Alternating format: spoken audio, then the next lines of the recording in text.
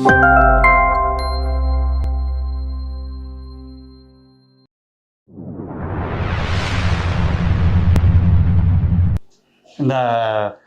பொதுவாக வந்து இந்த மலக்குழி மரணங்கள் வந்து டிஸ்கஸ் பண்ணப்படுது.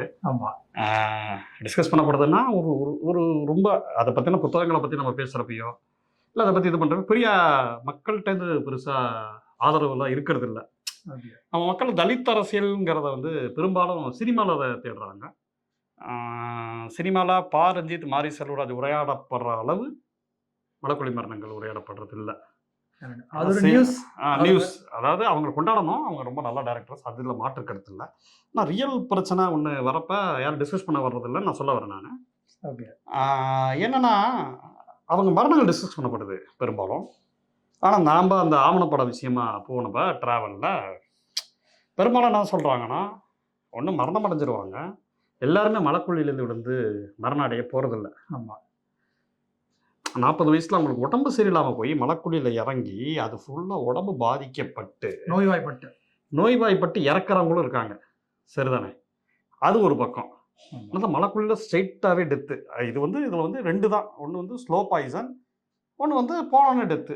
அது மொத்தம் டெத்தோ அந்த அவங்களோட வாழ்க்கையை தொலைக்கிறதோ. இது நமக்கு வர செய்திகள் இருக்குல்ல, பெரும்பாலும் அந்த மரணம் அடைஞ்சால் மட்டும்தான் அது செய்தியாக வருது. இது ஒரு கேட்க வேண்டியது.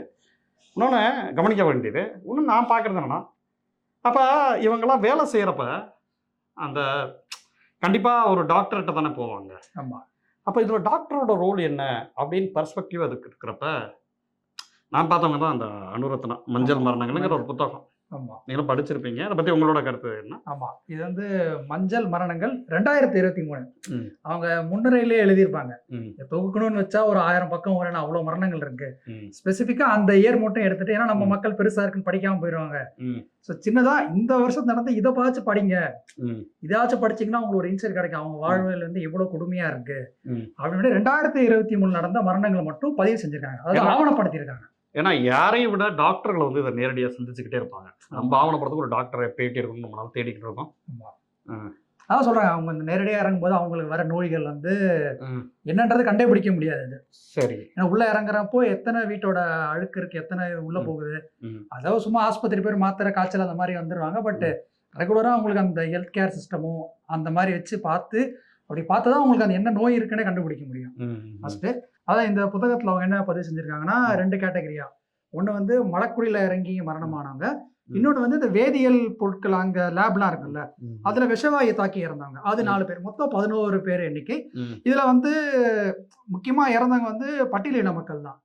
அதுக்கடுத்து மிக சொற்பமான பிற்படுத்த மக்கள், மிகவும் பிற்படுத்தவங்க அவங்களும் இருக்காங்க, சொற்பமாக இருக்காங்க. ஆனால் மெயினாக பார்த்தீங்கன்னா பட்டியல் இனத்தை சேர்ந்த மக்கள் தான் அதிகமாக பாதிப்புக்கு உள்ளாகிருக்காங்க. ஸோ என்ன பண்ணியிருக்காங்கன்னா, ஒவ்வொருத்தர் வீட்டுக்காக போயிட்டு அந்த ஒவ்வொரு மாவட்டத்தில் இருக்கிற வந்து பார்த்தா காரப்பாக்கம், திருவள்ளூர் ஒரு ஏரியா போட்டிருக்காங்க, அவர் வேலூர் கிட்ட ஒரு இது.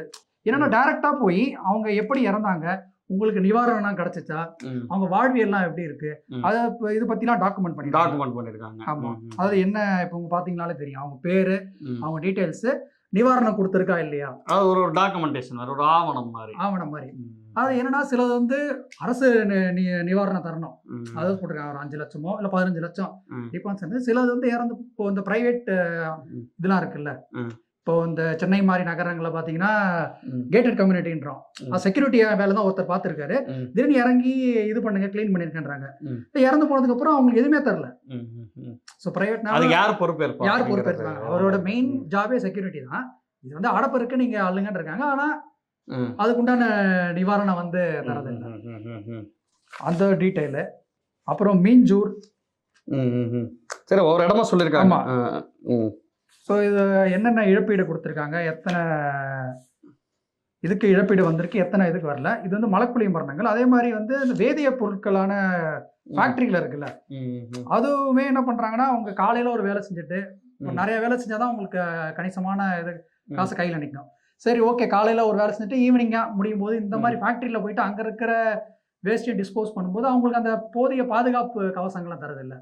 மாஸ்கோ, க்ளவுஸோ இதெல்லாம் பண்ணாலும் டக்குன்னு அந்த பொருள் என்னன்னே தெரியாமல் போக அந்த கேஸ் அட்டாக் ஆயிடுது டைரக்டா. ஸோ அது மூலியமாகவும் ஒரு 4 மரணங்கள் நடந்திருக்கு வேதியியல் பொருட்கள்னால அந்த வருஷத்துல. ஸோ அதுவுமே பதிவு செஞ்சிருக்காங்க. எந்தெந்த மாவட்டம்: கடலூர், அதை பற்றியான எந்த டேங்க்ல இறங்கி எப்படிலாம் அவங்க இது பண்ணாங்க.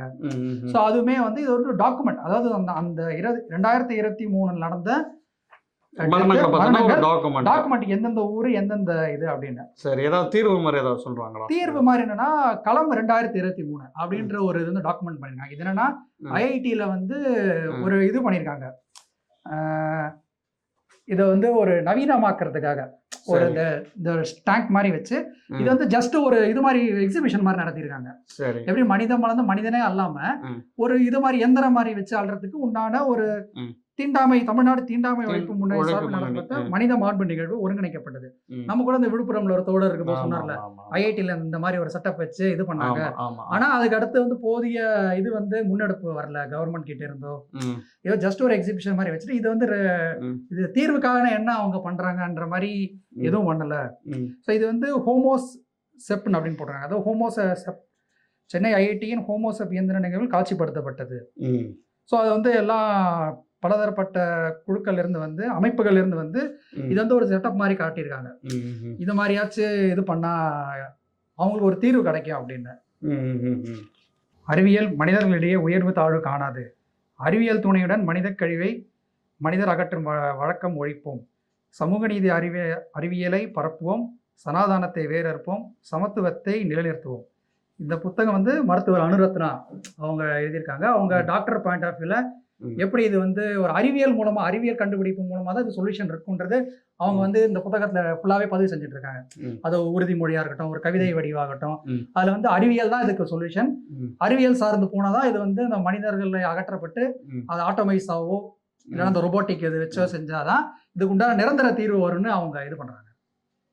சார், நன்றி. நன்றி. நன்றி.